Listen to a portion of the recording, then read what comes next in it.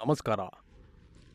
ನಿಮ್ಮೆಲ್ಲರಿಗೂ ಬಡ್ತಿಕಾ ನಾಮ್ ಗಾಡಿಗೆ ಸ್ವಾಗತ, ಆತ್ಮೀಯ ಸ್ವಾಗತ. ಆಕ್ಸಿಡೆಂಟ್ಗಳ ಕಥೆಗಳನ್ನ ಭೂತಗಳ ಬಾಯಿಂದಲೇ ಕೇಳಿ. ನಮ್ಮೆಲ್ಲರಿಂದಲೂ ತಪ್ಪಾಗತ್ತೆ, ಆದರೆ ಅದನ್ನ ಸುಧಾರಿಸುವ ಅವಕಾಶ ಕೆಲವರಿಗೆ ಮಾತ್ರ ಸಿಗತ್ತೆ. ಕೆಲವರು ತಮ್ಮ ಬೇಜವಾಬ್ದಾರಿತನದಿಂದ ಅಥವಾ ಇನ್ನು ಕೆಲವರು ಬೇರೆಯವರ ತಪ್ಪಿನಿಂದ ತಮ್ಮ ಪ್ರಾಣ ಕಳೆದುಕೊಂಡಿದ್ದಾರೆ. ಇಂತಹ ಕೆಲವು ಜನರ ಬಗ್ಗೆ ಮಾತನಾಡೋಕೆ ಈ ಶೋ ಅನ್ನ ಪ್ರಸ್ತುತಪಡಿಸಿದ್ದೇವೆ. ನನಗೆ ಸ್ವಲ್ಪ ಕಳವಳವಾಗ್ತಿದೆ, ಹಾಗೂ ನೀವೆಲ್ಲರೂ ಕೂಡ ಸ್ವಲ್ಪ ಧೈರ್ಯದಿಂದಿರಬೇಕು. ಯಾಕಂದ್ರೆ ನಾವು ನಮ್ಮ ಶೋನಲ್ಲಿ ಮಾತನಾಡಲು ಹೋಗುತ್ತಿರುವ ವ್ಯಕ್ತಿಗಳು ಈಗ ಈ ಪ್ರಪಂಚದಲ್ಲಿಲ್ಲ. ನಿರ್ದೋಷ್ ಕುಮಾರ್ ಅವರು ನಮ್ಮ ಇಂದಿನ ಅತಿಥಿಯಾಗಿದ್ದಾರೆ. ಹಾಗಾದ್ರೆ ಬನ್ನಿ, ನಾವು ನಮ್ಮ ಇಂದಿನ ಮೊದಲ ಅತಿಥಿಯನ್ನ ಸ್ವಾಗತಿಸೋಣ.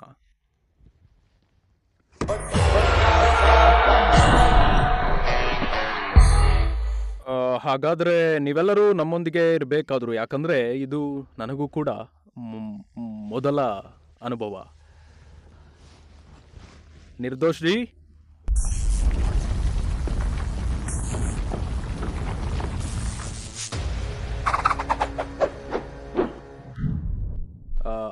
ನೀವು ನನ್ನನ್ನು ಕ್ಷಮಿಸಬೇಕು, ಯಾಕಂದರೆ ನೀವು ನಮ್ಮ ಮೊದಲ ಗೆಸ್ಟ್, ಹಾಗೂ ನನಗೆ ಸ್ವಲ್ಪ ಕಳವಳ ಆಗ್ತಿದೆ. ಪರವಾಗಿಲ್ಲ, ನನಗೆ ಅರ್ಥವಾಗತ್ತೆ. ಇದನ್ನು ತಗೊಳ್ಳಿ.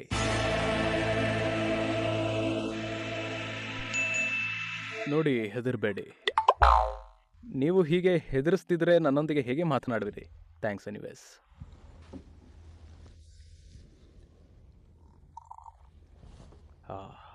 ನೀರು ರಿಯಲ್ ಆಗಿದೆ.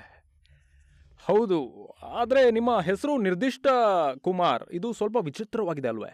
ಇದರ ಹಿಂದೆ ಒಂದು ಕತೆ ಇದೆ. ಕತೆಯನ್ನ ಹೇಳುವುದಕ್ಕಾಗಿಯೇ ನಾವು ಇಲ್ಲಿ ಬಂದಿದ್ದೇವೆ. ಯಾವ ಕತೆ, ಏನು ಕತೆ? ನಾನಂತೂ ಹೇಳಕ್ಕೆ ತಯಾರಿದ್ದೀನಿ. ಕತೆ ಎಂದು ಹೇಳಿದೆ ಅಲ್ವೇ? ಆ ಕಥೆಯನ್ನ ಈಗ ಕೇಳೋಣ.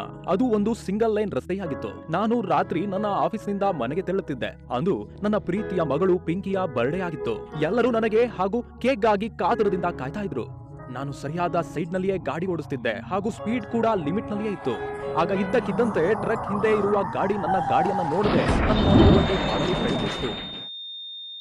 ಬಹಳಷ್ಟು ಜನ ಬೇರೆಯವರ ಬೇಜವಾಬ್ದಾರಿತನದಿಂದ ಸತ್ತಿದ್ದಾರೆ. ಅಂತಹ ಬಹಳಷ್ಟು ಜನರನ್ನ ನಾನು ಸತ್ತ ಮೇಲೆ ಸ್ವರ್ಗದಲ್ಲಿ ಭೇಟಿ ಮಾಡಿದೆ. ನಮ್ಮಂತವರನ್ನ ನಿರ್ದೋಷ್ ಎಂದು ಹೆಸರಿಂದ ಕರೆಯಲಾಗತ್ತೆ. ನಿಮ್ಮ ಕತೆ ತುಂಬಾ ದುಃಖಭರಿತವಾಗಿದೆ, ಕೇಳಿ ತುಂಬಾ ಬೇಜಾರಾಗತ್ತೆ. ಸರಿ, ಇನ್ನೊಂದು ಮಾತು ನನಗೆ ಹೇಳಿ, ಇಂತಹ ದುರ್ಘಟನೆಗಳನ್ನ ತಡೆಯೋಕೆ ಏನಾದ್ರೂ ದಾರಿ ಇರ್ಬೋದಲ್ವಾ? ಇದಕ್ಕೆ ಏನಾದ್ರೂ ಉಪಾಯ ಅಂತ ಇದೆಯಾ? ಹೌದು, ಇದಕ್ಕೆ ಉಪಾಯ ಖಂಡಿತ ಇದೆ. Defensive driving. ತಮ್ಮ ಜೊತೆಗೆ ಬೇರೆಯವರ ಸುರಕ್ಷತೆಯನ್ನ ಗಮನದಲ್ಲಿ ಇಟ್ಟುಕೊಂಡು ಗಾಡಿಯನ್ನ ಚಾಲಿಸ್ತಾರೋ ಅದಕ್ಕೆ ಡಿಫೆನ್ಸಿವ್ ಡ್ರೈವಿಂಗ್ ಅಂತ ಕರೀತಾರೆ. ಸರಿಯಾಗಿ ಹೇಳಿದಿರಿ. ಅಂದರೆ ಟ್ರಕ್ನ ಹಿಂದೆ ಬರುತ್ತಿದ್ದ ಗಾಡಿ ಸರಿಯಾದ ರೀತಿಯಲ್ಲಿ ಓವರ್ಟೇಕ್ ಮಾಡಿದ್ರೆ, ಓವರ್ ಸ್ಪೀಡ್ ಮಾಡದೇ ಇದ್ದಿದ್ರೆ, ಹಾರ್ನ್ ಹೊಡೆಯುತ್ತಾ ರಸ್ತೆಯನ್ನ ಕ್ಲಿಯರ್ ಆಗೋವರೆಗೂ ಕಾದಿದ್ರೆ, ಇದೆಲ್ಲದರೊಂದಿಗೆ ಡ್ರೈವರ್ ಸಾಹೇಬ್ರು ಡಿಫೆನ್ಸಿವ್ ಡ್ರೈವರ್ ಆಗಿದ್ರೆ ನೀವು ನಿಮ್ಮ ಮುದ್ದಿನ ಮಗಳು ಪಿಂಕಿಯ ಜನ್ಮದಿನವನ್ನ ಆಚರಿಸ್ತಿದ್ರಿ. ಕರೆಕ್ಟಾ? ಖಂಡಿತ. ಬೇರೆಯವರು ರಸ್ತೆಯ ನಿಯಮವನ್ನ ಮೀರಿ ಗಾಡಿ ಚಾಲಿಸದೇ ಇದ್ದಿದ್ರೆ ನಾನು ನನ್ನ ಮನೆಗೆ ಕ್ಷೇಮವಾಗಿ ತಲುಪ್ತಿದ್ದೆ ಅನ್ಸುತ್ತೆ. ಯಾರೋ ಒಬ್ಬರ ಓವರ್ ಸ್ಪೀಡಿಂಗ್ ಇಂದ ನಾನು ನನ್ನ ಜೀವನವನ್ನ ಕಳೆದುಕೊಂಡೆ.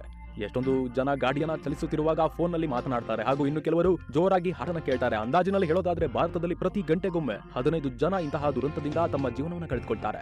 ಹೌದು, 2016ರಲ್ಲಿ ಅಂದಾಜು 4,80,000 ಆಕ್ಸಿಡೆಂಟ್ಗಳು, ಹಾಗೂ ಅದರಲ್ಲಿ 1,50,785 ಜನರು ಈ ದುರಂತದಿಂದ ತಮ್ಮ ಪ್ರಾಣವನ್ನ ಕಳೆದುಕೊಂಡ್ರು ಇದ್ದರೂ ಆಗಿರುವ ಜನರು ನಮ್ಮ ಈ ಶೋನಲ್ಲಿ ಮಾತನಾಡಲು ಸಿಗ್ತಾರೆ ಎಂದು ನಾನು ನಿಮಗೆ ಮೊದಲೇ ತಿಳಿಸಿದ್ದೆ. ಅವರ ಈಗಿನ ಪರಿಸ್ಥಿತಿಯ ಕಾರಣವನ್ನ ತಿಳಿಯಲು ನಾವು ಪ್ರಯತ್ನಿಸೋಣ, ಹಾಗೂ ಜಾಗರೂಕತೆಯಿಂದ ಗಾಡಿಯನ್ನ ಚಲಾಯಿಸುವ ನಿಯಮಗಳನ್ನು ಅವರೊಂದಿಗೆ ಕಲಿಯೋಣ. ಹಾಗಾದರೆ ಅಲ್ಲಿಯವರೆಗೂ ನೆನಪಿಟ್ಕೊಳ್ಳಿ ನಮ್ಮ ಇಂದಿನ ಬಂಪರ್ ಸ್ಟಿಕ್ಕರ್.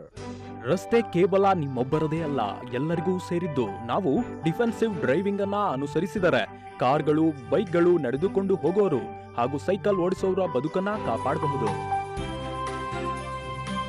ನೋಡಿದಿರಾ? ನೆನಪಿಟ್ಕೊಳ್ಳಿ. ಮುಂದಿನ ಸಂಚಿಕೆಯಲ್ಲಿ ನಾವು ಭೇಟಿಯಾಗೋಣ ಒಂದು ಹೊಸ ಗೋಸ್ಟ್ ಗೆಸ್ಟ್ ಅನ್ನ, ಅವರ ಹೊಸ ಕಥೆಯೊಂದಿಗೆ. ಇವತ್ತಿಗೆ ಇಷ್ಟೇ.